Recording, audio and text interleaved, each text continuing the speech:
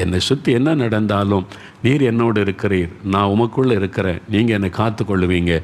என்ன நடந்தாலும் என்னை பாதுகாக்கிற தேவன் நீர். அவரில் நிலைத்திருங்க. அவரை விட்டு விலகாதபடி கவனமாக இருங்க. அவர் வரும்போது அவரில் நிலைச்சிருக்கிறவங்க தான் வருகையில் காணப்பட முடியும் என்று வேறு வசனம் சொல்லுது. அடுத்தது இயேசுவே சொன்னார், எப்பொழுதும் ஜெபம் பண்ணி விழித்திருங்க. வருகையில் நீங்கள் காணப்படணுமா, எப்பொழுதும் இது சொன்னவர் இயேசு.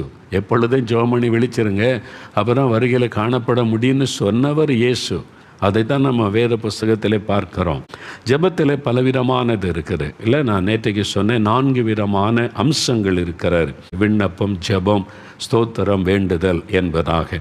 இப்போ 4 தனித்தனியான ஜெபத்தினுடைய 4 அம்சங்கள் நம்ம அதுதான் நம்ம சொன்னேன். நம்ம ஜெபத்தில் முதலாவது ஸ்தோத்திரம்.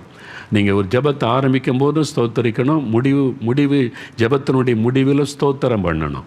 முதலாவது நீங்கள் ஸ்தோத்திரம் பண்ணும்போது ஆண்டவரை மகிமைப்படுத்துகிறீங்க. அவர் செய்த நன்மைகளுக்காய் நன்றி உள்ள உள்ளத்தோடு நீங்கள் ஆண்டவரை துதிக்கும் போது அவர் ஜெபத்தை கேட்பார். முடிவில் ஸ்தோத்திரம் பண்ணும்போது விசுவாசத்தை வெளிப்படுத்துகிறீங்க. என் ஜெபம் கேட்கப்பட்டதற்காய் ஸ்தோத்திரம், அற்புதம் நடக்க போகிறக்காய் ஸ்தோத்திரம் ஆண்டவரை துதித்து முடிப்பீங்க. அது விசுவாசத்தை வெளிப்படுத்துவது. சரியா? அப்போ நீங்கள் யாருக்காக ஜெபிச்சாலும் எதுக்கு ஜெபிச்சாலும் இந்த பழக்கத்தை ஏற்படுத்தி கொள்ளுங்கள். இது வேதத்தில் சொல்லப்பட்டிருக்கிற ஒரு காரியம். இயேசு அப்படி ஜெபித்ததை நேற்றுக்கு சுட்டி காண்பித்தேன்.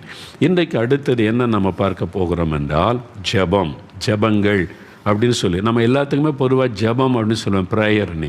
ஆனால் ஜெபம், விண்ணப்பம், வேண்டுதல், ஸ்தோத்திரம் எல்லாமே அந்த ஜெபத்தினுடைய அம்சங்கள். அதில் ஜெபம் என்பது ஒரு கடினமான ஒரு காரியம்.